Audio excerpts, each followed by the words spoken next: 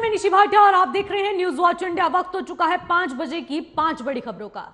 कर्नाटक के बेलगम में जैन मुनि कामकुमार नंदी की निर्मम हत्या का मामला लगातार तूल पकड़ रहा है। देश भर की जैन समाज में आक्रोश है। उन्होंने आज एकजुट होकर भारत बंद का ऐलान भी किया है। आलम यह है कि देश भर में इस भारत बंद का असर देखने को मिल रहा है। यूपी और मध्य प्रदेश सहित देश के तमाम राज्यों में जैन समुदाय के व्यापारियों ने बाजार बंद कर दिया। जैन समाज के लोगों ने मौन जुलूस निकालकर न्याय की मांग भी की है। राजस्थान, यूपी, एमपी और गुजरात सहित देश भर के चारों तरफ आक्रोश देखा जा रहा है। बता दें कि 5 जुलाई को कर्नाटक में बेलगाम में चिक्कोड़ी के पास हिरकोडी जैन तीर्थ के साधना करते हुए बता दें कि निर्मम हत्या कर दी गई। उनका शव बोरवेल के अंदर कई टुकड़ों में मिला, जिसके बाद देश भर के हिंदू और संगठन के कई लोग आक्रोशित हो उठे। विश्व हिंदू परिषद ने इस हत्या के बाद कर्नाटक सरकार पर भी कई सवाल उठाए हैं।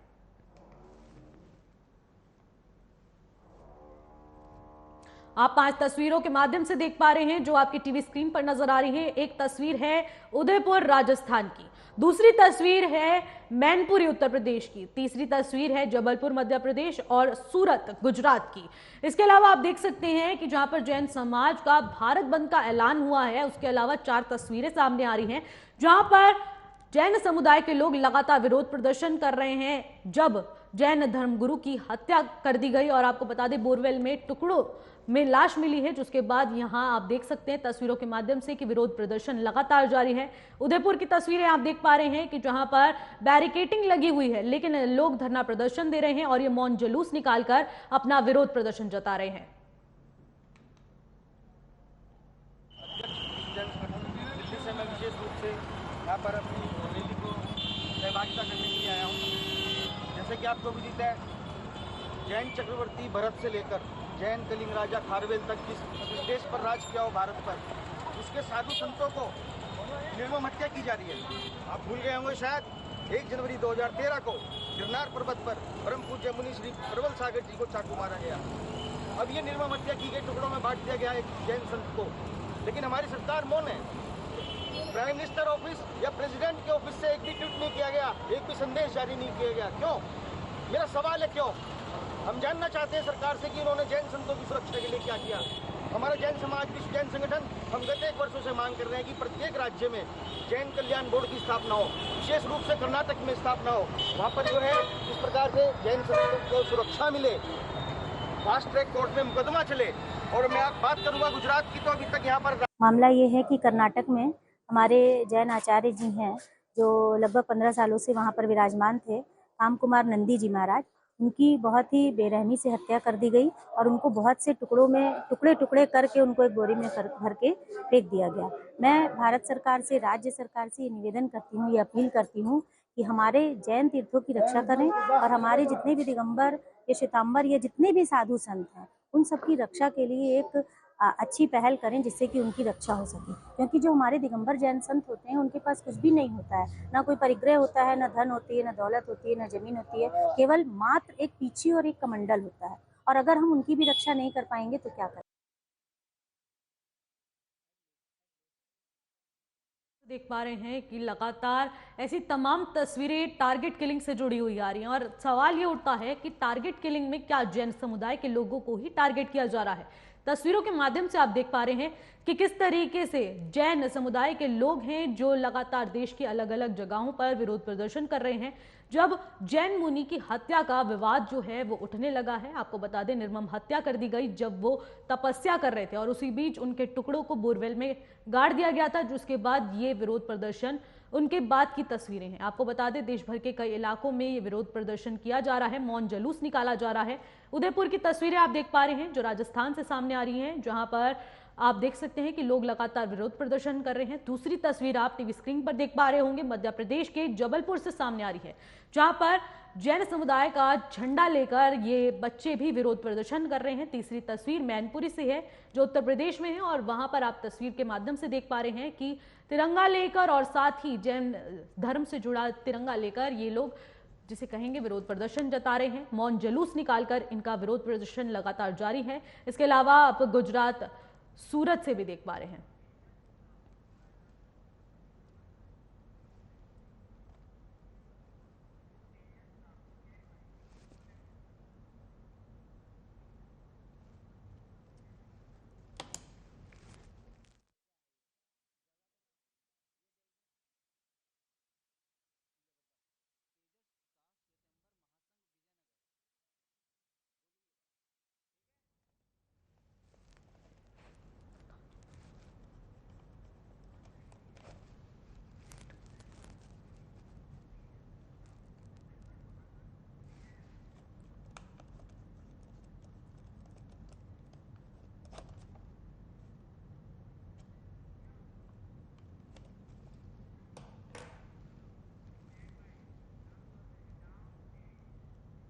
इस खबर पर चर्चा के लिए हमारे साथ स्वयंवर महासंघ के तेजस शाह भी हमारे साथ जुड़ चुके हैं। तेजस जी, पहले तो आपका बहुत बहुत स्वागत है हमारे चैनल न्यूज वॉच इंडिया में।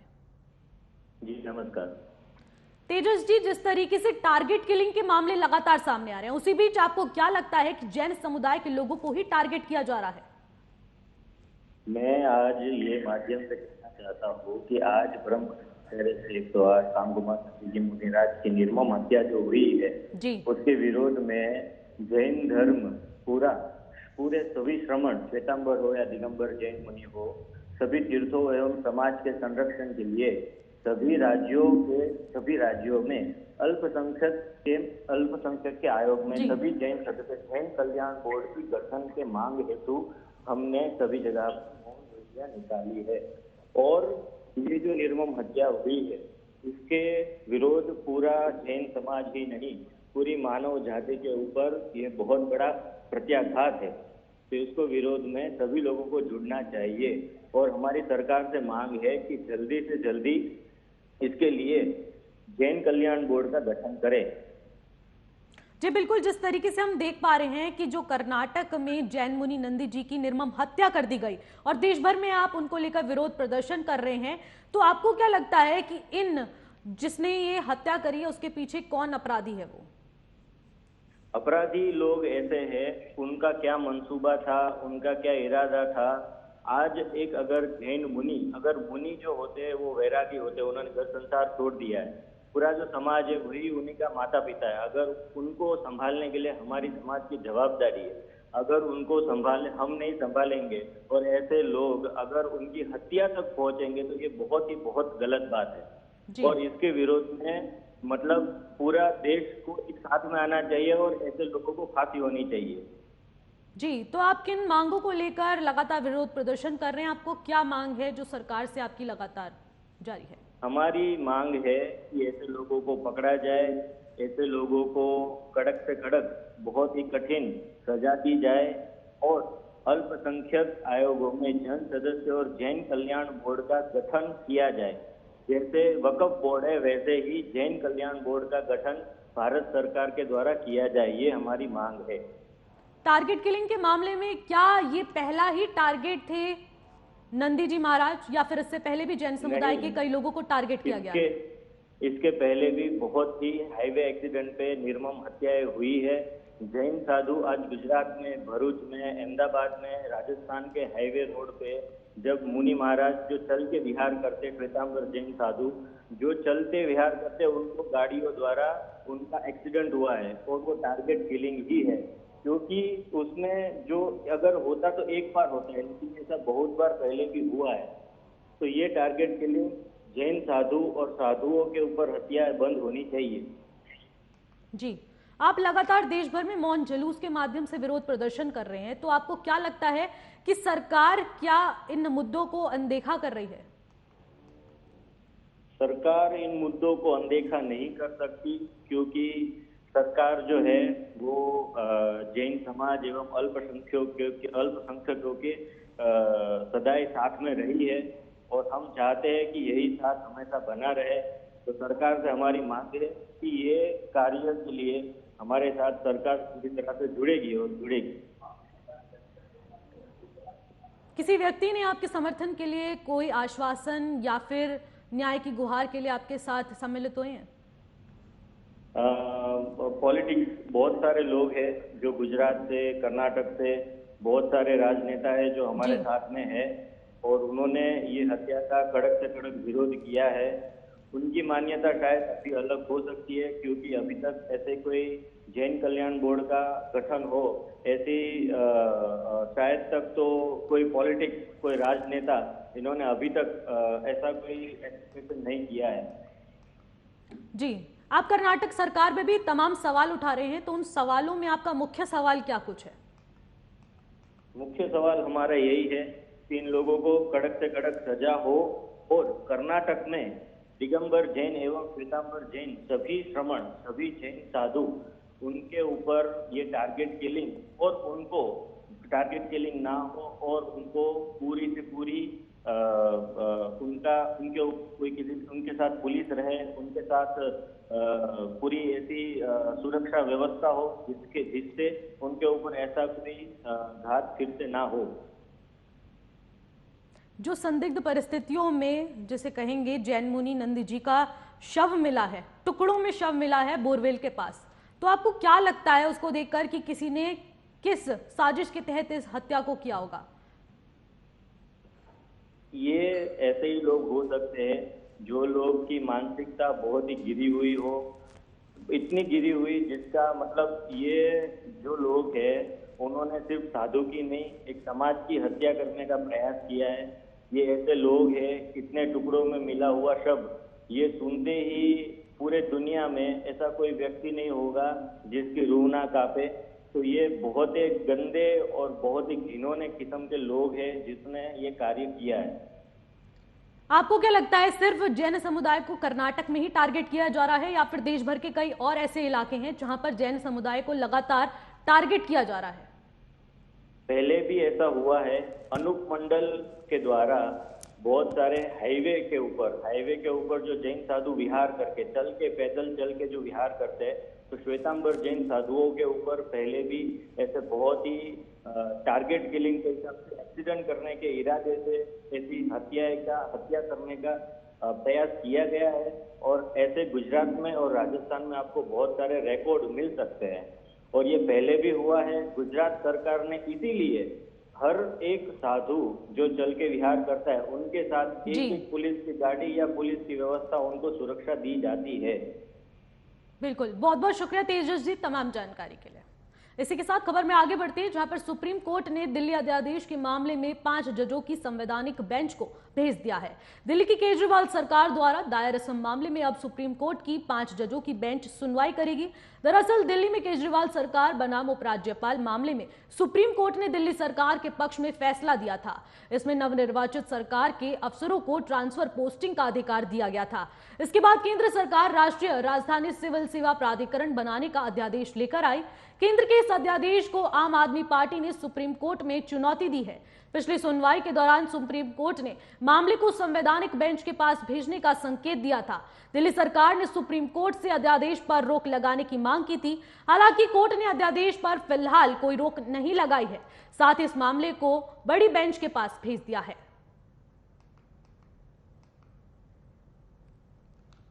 आपको बता दें एससी ने 5 जजों की संवैधानिक पीठ को ज्ञापन सौंपा है।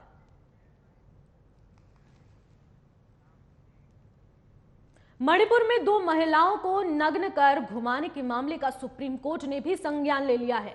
जी हां, चीफ जस्टिस डीवाई चंद्रचूड़ ने कहा है कि मणिपुर में महिलाओं के साथ जो हुआ है वो पूरी तरह से अस्वीकार्य है। सरकार इस पर तुरंत कार्रवाई करे। कोर्ट ने कहा कि अगर सरकार इस पर कार्रवाई नहीं करती तो सुप्रीम कोर्ट इस मामले पर संज्ञान लेगा। जिसके बाद मणिपुर में 2 महिलाओं को नग्न करके घुमाने की घटना पर मुख्यमंत्री एन बीरेन सिंह ने कड़ा रुख अपना लिया है। उन्होंने सभी अपराधियों के खिलाफ सख्त से सख्त कार्रवाई करने की बात कही। सीएम ने बताया कि मामले में पहली गिरफ्तारी आज सुबह हो चुकी है। वही केंद्रीय गृह मंत्री अमित शाह ने घटना को लेकर सीएम से बात की है, जिसके बाद अब सभी अपराधियों को बख्शा नहीं जाएगा। मेरा हृदय पीड़ा से भरा हुआ है, क्रोध से भरा हुआ है। मणिपुर की जो घटना सामने आई है, किसी भी सभ्य समाज के लिए यह शर्मसार करने वाली घटना है। पाप करने वाले, गुनाह करने वाले कितने हैं, कौन है, वो अपनी जगह पे है, लेकिन बेइज्जती पूरे देश की हो रही है। 140 करोड़ देशवासियों को शर्मसार होना पड़ रहा है। मैं सभी मुख्यमंत्रियों से आग्रह करता हूं कि वे अपने राज्य में कानून व्यवस्था को और मजबूत करें, खास करके हमारी माताओं बहनों की रक्षा के लिए कठोर से कठोर कदम उठाएं। घटना चाहे राजस्थान की हो, घटना चाहे छत्तीसगढ़ की हो, घटना चाहे मणिपुर की हो, इस देश में हिंदुस्तान के किसी भी कोने में, किसी भी की राज्य सरकार में राजनीतिक वाद विवाद से ऊपर उठ करके कानून व्यवस्था का महात्मा है। इस खबर पर अधिक जानकारी के साथ मेरे सहयोगी जितेंद्र प्रताप सिंह भी न्यूज रूम से लाइव जुड़ चुके हैं। जितेंद्र जी, मैं आपसे जानना चाहूंगी कि जिस तरीके से मणिपुर में पहले हिंसा हो रही थी, पूरा मणिपुर आग में झुलस रहा था, फिर उसके बाद एक तस्वीर सामने आती है जहां पर मणिपुर में महिलाओं को नग्न करके घुमाते हुए और उसके बाद गैंगरेप करने का मामला सामने आया। अब आपको क्या लगता है मणिपुर में आखिरकार चल क्या रहा है?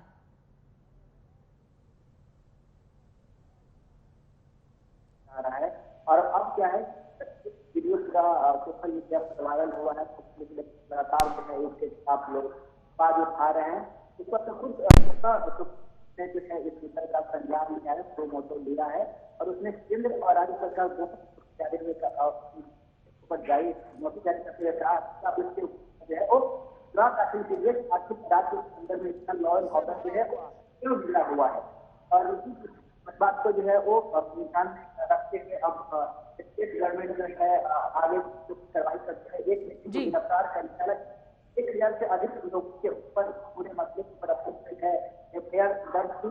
जो सभी अज्ञात लोग हैं, जो मुख्य आरोपी है उसकी गिरफ्तारी हुई है और सामान्य आरोपियों की जो है वो धरपकड़ जी जितेंद्र जी, तकनीकी खराबी के चलते आवाज सही तरीके से नहीं आ रही है, लेकिन उससे पहले हम जरा एक बार फिर से मणिपुर हिंसा को लेकर व्याख्या में जान लेते हैं आखिरकार मणिपुर में चल क्या रहा है। आपको बता दें मणिपुर में लगातार हिंसा हो रही थी, जिसके बाद मणिपुर पूरा आग में झुलस रहा था, लेकिन उसके बाद एक तस्वीर सामने आती है जो 1 से 1.5 महीने पुरानी है। वो वीडियो में साफ तौर पर देखा जा रहा है जहां पर कई सारे लोग हैं जो मर्द हैं और वो एक महिला नहीं 2 महिलाओं को नग्न अवस्था में घुमाते हुए नजर आ रहे हैं, खेत की ओर ले जाते हुए नजर आ रहे हैं। उसके बाद गैंगरेप का मामला सामने आता है। मणिपुर में आखिरकार 2024 लोकसभा चुनाव आने से पहले तमाम समस्याएं उत्पन्न हो रही हैं। हमारे साथ फिर से न्यूज रूम से लाइव जुड़ चुके हैं जितेंद्र प्रताप सिंह। जितेंद्र जी, मैं आपसे जानना चाहूंगी कि मणिपुर में जिस तरीके से हिंसा देखी जा रही थी, उसके बाद नग्न करके महिलाओं के साथ गैंगरेप करने के बाद अब तमाम समस्याएं मणिपुर के लिए उत्पन्न हो रही हैं। आखिरकार ये चल क्या रहा है मणिपुर में? देखिए, अभी फिलहाल जो है जब से ये वीडियो वायरल हुआ है तब से वहाँ पे लॉ एंड ऑर्डर की स्थिति जो है फिलहाल पुलिस कंट्रोल करने की कोशिश कर रही है। कई सारे ऐसे इलाके हैं जहाँ पर आज भी जो है कुछ छिटपुट हिंसा की घटनाएं देखी गई है। कई सारे ऐसे इलाकों में जो संवेदनशील है वहाँ पर धारा 144 लगा दी गई है और पुलिस जो है एहतियातन वहाँ पर जो है वो पेट्रोलिंग कर रही है और खुद जो है कोर्ट इस पूरे मामले को संज्ञान लिया है और संज्ञान लेने के बाद हो सकता है कि राज्य सरकार अपने ओर से कुछ दलीलें पेश करे कि क्या कुछ इस मसले के ऊपर अब तक जो है कार्रवाई की गई है। लेकिन जब से ये वीडियो वायरल हुआ है तब से देश भर में उसकी आलोचना हो रही है। खुद प्रधानमंत्री नरेंद्र मोदी संसद सत्र शुरू होने के पहले इसके ऊपर अपना उन्होंने बयान दिया है और उसकी भी उन्होंने जो है कड़ी शब्दों में जो है भर्त्सना की है। फिलहाल जो है सरकार अब क्या कुछ कार्रवाई कर पाती है वो आगे देखना होगा। बिल्कुल, बहुत बहुत शुक्रिया जितेंद्र जी तमाम जानकारी के लिए। इसी के साथ अब खबर में आगे बढ़ते हैं जहां पर महाराष्ट्र के रायगढ़ में एक बड़ा हादसा हुआ है। दरअसल रायगढ़ में भूस्खलन में 30 से ज्यादा परिवारों के फंसे होने की आशंका है। बता दें कि रायगढ़ की खालापुर तहसील में इशवालीगाड़ गांव में एक हादसा हुआ जिसमें करीब 100 लोग फंसे हुए हैं। जिस जगह हादसा हुआ वो मेरबी बांध के 6 किलोमीटर दूरी पर है। हादसे में कई लोगों की जान जाने की आशंका है। अभी तक 13 लोगों की मौत की खबर सामने आई है।